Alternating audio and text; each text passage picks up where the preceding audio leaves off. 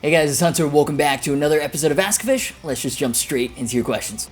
Have you seen the new Charvel Joe Duplantier Gojira signature? Yeah, I still have to figure out how to say his last name properly, but the Gojira dude signature is so cool. Like his older import signature, the white one, that was on my list to demo as well, but the new one is even cooler. So it's a San Dimas Style 2 shape, which is like a modified telly. So it's got the forearm bevel, the shaved heel, the horn cutaway. Now I've been really into the telly shape lately, so that's great. And then it's combined with the Gibson style tunematic, which is my favorite bridge. Oh, sorry, I mean the Charvel fully adjustable radius compensated bridge with anchored tailpiece. Not a tunematic, my bad. Now the last one with the black hardware wasn't bad looking. It was inoffensive, if a little unexciting. This one though, in my opinion, brings the class. Mahogany body with a natural satin finish, black pickguard, bolt-on mahogany speed profile neck, which is like a modern C, ebony fingerboard with 22 jumbo frets and some of the largest freaking block inlays I have ever seen. That's kind of the only visual feature that, I don't know, they're really big. And it's got all the other specs that Charvels are known for. Spoke wheel truss rod adjustment, the neck is graphite reinforcement, compound 12 to 16 inch fingerboard radius. Like Charvels in general have pretty sick standard features. Back to this particular one though, the pickup covers are worn nickel, which I'm super into right now. But it's not just the looks that have changed. The last one was loaded with Duncan designed humbuckers. This one is actually loaded with DiMarzio's, a PAF 36th anniversary in the neck, and Joe's own brand new signature Fortitude in the bridge. The Fortitude seems to be a slightly revoiced version of a relatively low output PAF style humbucker, so that's interesting. The thing for metal used to be higher and higher output pickups, and while we're slowly calming our tits on that front, Joe's not waiting around. For controls, 3-way toggle switch and a single volume control. Super simple. With a pickup upgrade, this one's a bit pricier than the last one at $900, so still very much in the attainable price range. You know, the thing I really like about this guitar is the vibe. With the natural finish and the tunematic, it almost reminds me of like a homemade kit guitar. There's something really rustic about it. Like it's the telly I'd try to make if I ever did a kit project. But obviously, since it's made by Charvel, it's like a professionally built version of that. So yeah, I really like it. At this year's NAMM, it absolutely stole the show at the Charvel Jackson Fender specialty booth, and I mean, let it not be understated. There was a lot of cool shit from both of them. I'm actually astounded I haven't gotten more questions about Charvel and Jackson, the latter especially, because, I mean, have you seen some of the new ones? You know what? I'm actually super disappointed in you guys for not asking. So this question just turned into a Charvel and Jackson 2020 lineup reaction. Let's do this. In addition to the Gojira model, Charvel's actually got 2 other artist signatures for this year, but they're more like reskins of existing models rather than being completely brand new designs or updates. I've talked about these 2 before in a previous ASKgufish, so I'm not going to go into too much detail. Angel Vivaldi's signature, the 7-string Charvel with a Floyd, which is already a crazy combo, was introduced last year in satin sage green. For 2020, they're now offering it in satin black as well. Smart move. I can see a lot of people wanting a 7-string Charvel with the pastel colors. I'm a fan, but they're not for everyone. And then the other one, which is even more so not for everyone, is the new Satchel signature. This is now the 3rd iteration of the aggressively 80s inspired masterpiece. I demoed the original one, which came in yellow, link in the cards if you want to see that. Last year they announced a green version, which came with exclusive green Zebra Open Coil Fishman Fluence Classics. This year, same deal, but in purple. Again, with the exclusive purple Zebra Open Coil Fishmans. Every year, it just gets more and more 80s. Kind of wonder where they can go from here. I feel like we've almost reached peak 80s with the purple. Like next year, we just going with a finish made of spandex? I guess we'll see. Obviously, though, new signatures aren't the only thing that Charvel has this year. And again, bear in mind while I'm talking about these that all of them have the spoke wheel truss rod adjustment, compound fingerboard radius, Charvel locking tuners. There's a new Pro Mod SoCal Style 2 24HH 2.cm Ash. Okay, dude, I hate these names. They're like Ibanez names, but fully spelled out.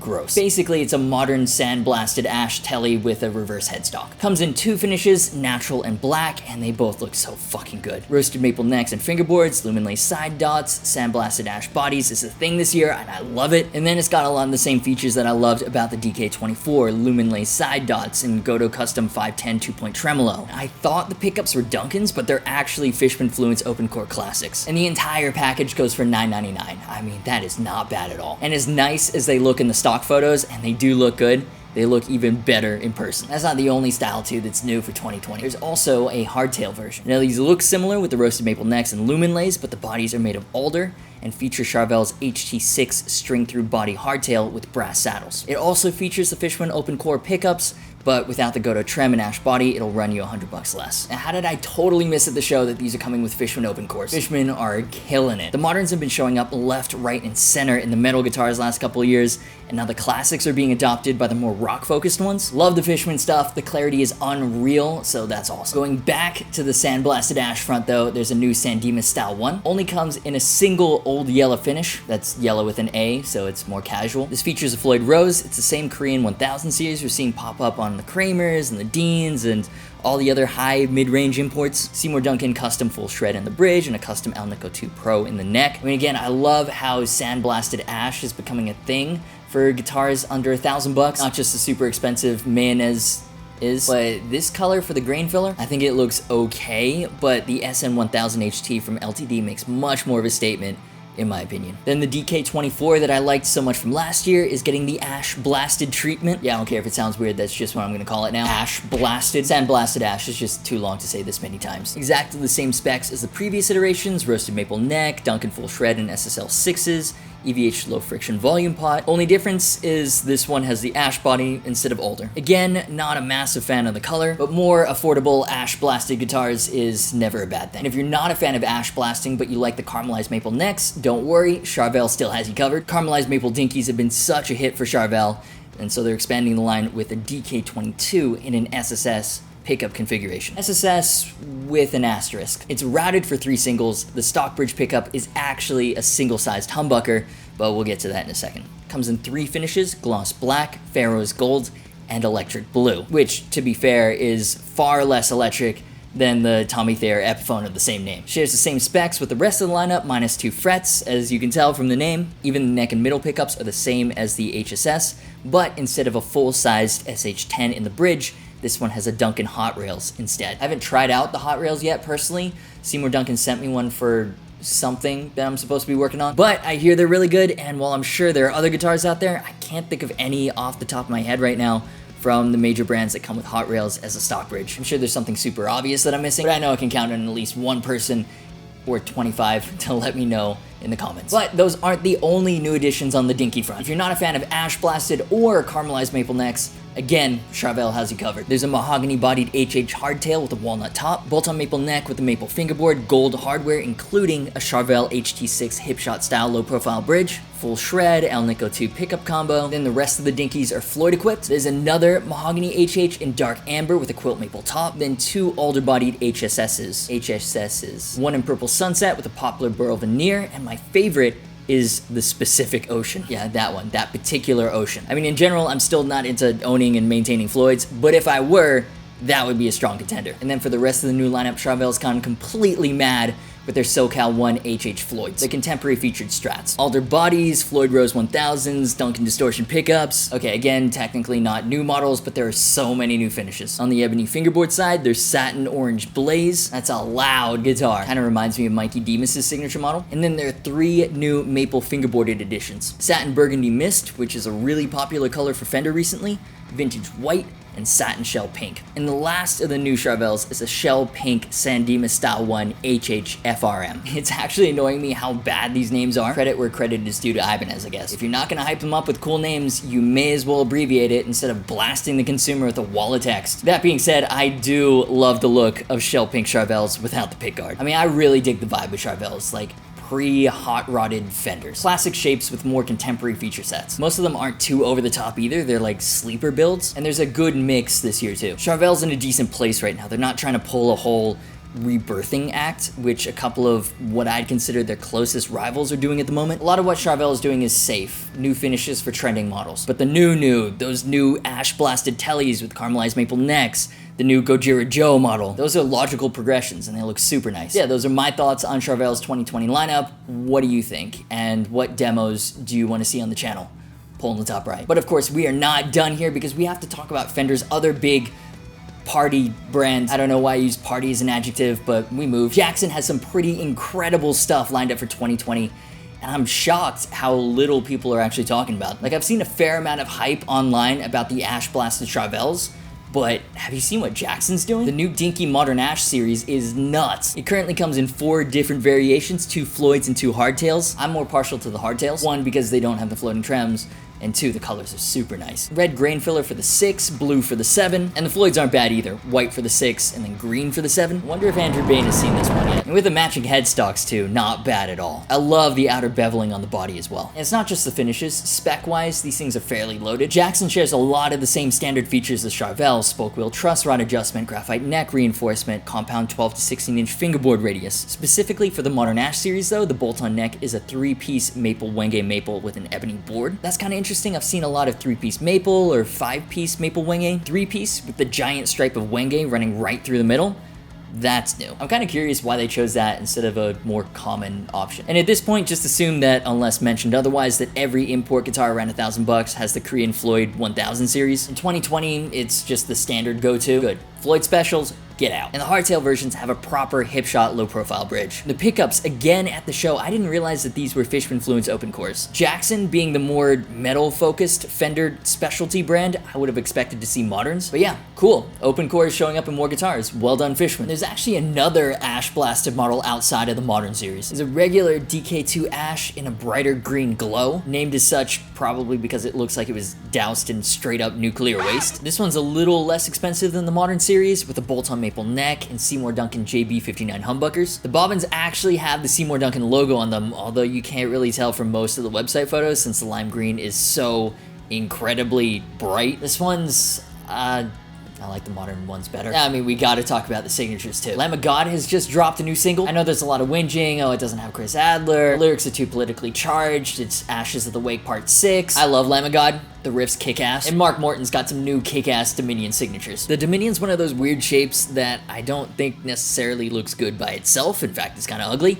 But it looks good when someone's playing it. Does that make sense? Maybe that's just my bias talking, since Lamb of God is one of my biggest influences when it comes to writing. Either way, there are 2 in the Pro Series and 2 in the more affordable X Series. The Pro Series is made in Indonesia, mahogany body, mahogany neck, ebony fingerboard with what they're calling shark eye block inlays with little bits of abalone. Neck through body construction, there's a silver burst version at $11.99. and one with a walnut veneer top at $12.99. I can't tell which one I like better. To be honest, they both look so good. And I'm loving the natural oiled mahogany neck on both, rather than a glossy one. Jackson locking tuners and Tune-O-Matic style bridge. And the pickups are going to be a big selling point for this model. It comes with Mark's signature chrome-covered DiMarzio Dominions. I guess he really likes that name, huh? Onto the X Series. The X Series are made in China and slightly more affordable. It comes in snow white for $8.99 and satin transparent blue with a flame maple veneer for $9.99. Now, because it is the X Series, the specs have been downgraded, but by surprisingly little. It's still a neck-through guitar, which is crucial to maintaining the same general feel as the Pro Series. Instead of an ebony board with block inlays, it's Indian laurel with dots. It has non-locking tuners as well. Unfortunately, the neck on the white one is gloss. Not a big deal. What is a big deal, though, is that even though these are the more affordable models, they still come with the same signature DiMarzio pickups. So these are the no frills models, but it's nice to see that they've kept a lot of the important things that, at least on paper, makes a Dominion a Dominion. That being said, the only times I've tried X Series Jacksons, I haven't been terribly impressed with the quality. Like the Marty Friedman model looked decent on paper, came with the signature EMGs, felt horribly cheap. It was really disappointing. So I'm definitely more interested in the Pro Series models. I was kind of wondering what was happening with the Dominions. That's something I've been trying to get on the channel for years, and they were always unavailable. I thought they were gone, and well, they're definitely not gone. And also on the Pro Series front, Corey from Trivium has 2 new King V models, a 6 and a 7 string. For the most part, they're identical in the Quilt Maple Winter Storm finish. Mahogany body, maple neck through, ebony fingerboard, 24 jumbo frets. Corey's a Seymour Duncan blackout guy, so that's what these models come stock with. Floyd Rose trem, guess which one? Trivium logo on the truss rod cover. Generally, I'm not into band-specific vanity features on the front of guitars, but it's small, I'm a big fan of the band, so I appreciate that. Even though, overall, Les Paul fan, I have trouble getting into the pointiness of the guitar, like the fat Christmas tree cutout at the tail end of the V. Not my thing. And the last ones that I found quite interesting are Rob Caggiano's signatures. If you don't know who he is, formerly of Anthrax, he's now the lead guitarist in Volbeat. I hadn't even realized he left ESP, but he's with Jackson now. There's a USA and a Pro Series. Now I'm more interested in the Pro Series because the USA is obviously very expensive, but with guitars like this, I like to see how close the more affordable version gets to the highest end version that in most cases, the artist actually plays. So it's called the Shadowcaster, and it's a completely new shape for Jackson. The Pro Series goes for $8.99, alder body, bolt-on maple neck with an ebony fingerboard. The pickups and control layout looks basically identical to his ESP. One volume, one tone, DiMarzios with chrome bobbins. Now they're listed as an Air Norton in the neck and a Rob Caggiano signature in the bridge, but outside of this guitar, I couldn't find anything talking about a signature DiMarzio. So I don't know if that's something new or something exclusive to just these guitars. Not sure. Hopefully we'll hear more about that soon. So the main difference on paper between the Pro and USA series, besides the price and an associated build quality, are mainly small component and spec details. No inlays, but it does have lumen-lay side dots. The USA has Spurzle locking tuners and a Tone Pros bridge. The Pro series has Jackson branded hardware. The USA has a quarter-sawn maple neck and an 1/8 inch quilt maple cap. The Pro Series body is just pure alder with a purple metallic finish. So, you know, just little spec details like that. The Pro Series hasn't been nerfed too hard. And I think the most interesting part of this guitar might be the back. With all the aggressive cutaways, I'm really curious to see how it plays in person. Like, on what other guitars have you seen a tummy cut that deep or that pointy? And of course, there's a lot more from Jackson, like a Pro Series Dave Davidson 7-string Warrior, a couple new Gus G signatures, and a Jeff Loomis Kelly, but these are the ones that really caught my attention. The Dominions especially, I'm so excited to see new ones. Yeah, it's really interesting to me. Compared to ESP or Schecter, Jackson's kind of flown under the radar. Charvel too, to an extent. Outside of the Gajira Joe signature, no one seems to be talking about the new models that much. Even though, let me remind you, Charvel has the Ash Blasted Roasted Maple Tellys, and Jackson has the Ash Blasted Modern series. Like, how is there not more hype around these? Or even the Jackson Rainbow Crackle, which looks to be taking Kramer's custom graphics series head on. Like, I've never followed Jackson too closely, but is there usually this little fanfare around the new releases? Either way, these are the new ones that stood out to me. What about you? What do you think of Jackson's 2020 models, and what do you want to see demos of? No promises. I'm still trying to get in contact with the Charvel and Jackson marketing guys, see if we can put something together. But if I can, what do you want to see? Poll in the top right. Any chance the new Jim Root signature EMGs will get a review? Yes. Before we get into the next question, I want to announce the winner of the Gibson Firebird Zero High Intergrity projects. That was the one we did with Reverb, where we took the infamously bad model, threw money at it to make it good. So congratulations to Daniel from North Carolina. Your high integrified Firebird Zero is on its way. And if you didn't win, thanks so much for entering. We've got more stuff planned, so stay tuned for that. When we gonna see this? Someday, somehow.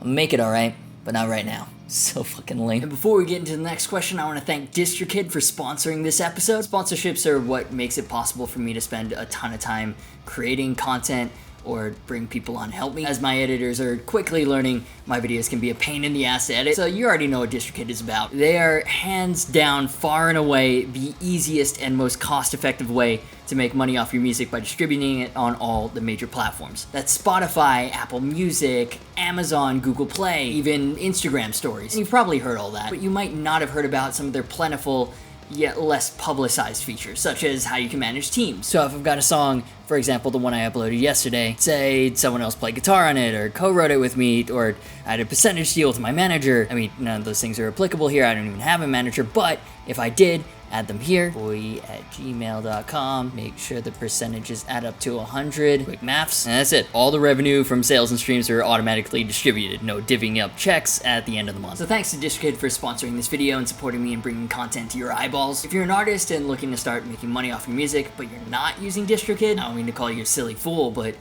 what are you doing? Pricing starts at just $20 a year for unlimited uploads. You keep all your earnings, and as a bonus, you can use the link in the description for 7% off. Now to the next question. Thoughts on EVH guitars? Tried one out recently, and I feel like they're not talked about much on YouTube. Alright, Fender also does EVH. They were in the same specialty booth. Yeah, they're not much talked about either, even less so than Charvel and Jackson. So here's what I found out at NAMM. Yes, Fender owns all these subsidiaries, but Fender lets them run very independently, including when it comes to marketing. So while Fender is great with sending stuff out, their specialty brands, not so much. And I'm not saying it's their fault, they're much smaller teams, but I'm just saying that's the reality of the situation. Can't demo something if you don't have access to it. And I'll be totally honest, the amps have always intrigued me more than the guitars. Like, I love my 6505 Plus for everything metal. It's mean, it's tight, it's aggressive, and the EVH 5153 is supposed to be everything the PV is renowned for, but better. They're also really expensive, the 100-watt version I mean, especially the Stealth, which is the one I really want to try. Like, I want to pit the full-sized heads against each other in a like-for-like comparison. But yeah, the guitars. Never played one, they're not that common to find in like a Samash or Guitar Center. I've never been that interested in them. They're like super obvious looking signature models, and I'm not a huge Van Halen fan. That being said, the new Stripe series guitar,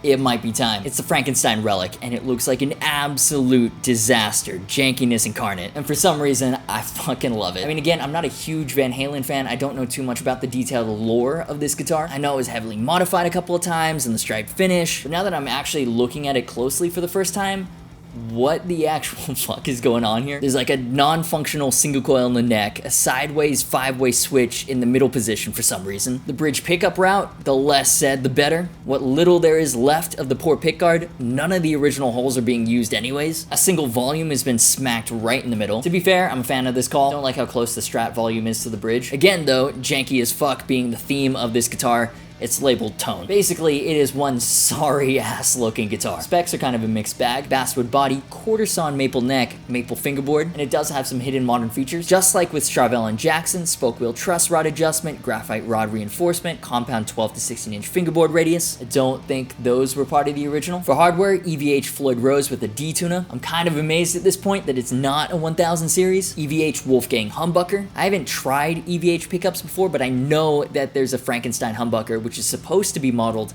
after the one in its own original Frankenstein guitar, hence the name. Why they haven't gone with that and gone for a Wolfgang instead, don't know. Again, refer to the theme of the guitar, I guess. Apparently this isn't the first time that EVH has released a Frankenstein Relic, but the last one was made in the US and commanded a price of 20 grand. This one, made in Mexico, like the rest of the Stripe series, a more attainable 1,700 bucks. The funny thing is, if the Frankenstein guitar wasn't so legendary, if you saw this on Craigslist or Facebook Marketplace, it would be an instant fuck no. I mean, look at it. Take the poor thing behind the barn and put it out of its misery. But because it's EVH, $1,700 guitar. I mean, there's other factors too. Relicking takes time. All the intentionally janky modifications aren't usual. There's a lot of hand work that goes into this guitar. But you get my point. It's gross. Yet somehow in like the best way. Even the neck and the fingerboard look like they're just dirty. And I want it. The pure jankiness and ridiculousness reminds me of the high integrity mod projects, and I want to try it. But what do you think of the EVH Stripe Series Frankenstein Strat? I have a feeling this is going to be one of the more polarizing guitars of the year. Relics guitars in general tend to be a love it or hate it thing, and this is a step further, or more like 10 steps. It's pretty extreme. I'm actually going to try to get one for a video, just because. But yeah, what are your thoughts? I'd love to know. And now, of course, it is time for the fan favorite section. It's the high praise of the week. Even my girlfriends say you're a whiny bitch. A whiny bitch? Yeah, okay. Looking at this dude's profile picture, I have a hard time believing this girlfriend isn't completely imaginary. That'll do it for this week's episode of Ask-a-Fish. If you enjoyed the video, do me a favor and hit the like button, subscribe, and hit the notification bell. That way you don't miss any new uploads. Feel free to leave your thoughts on anything discussed or your questions for future episodes in the comments. As always, thanks so much for watching. You've been awesome, and I'll see you for the next video.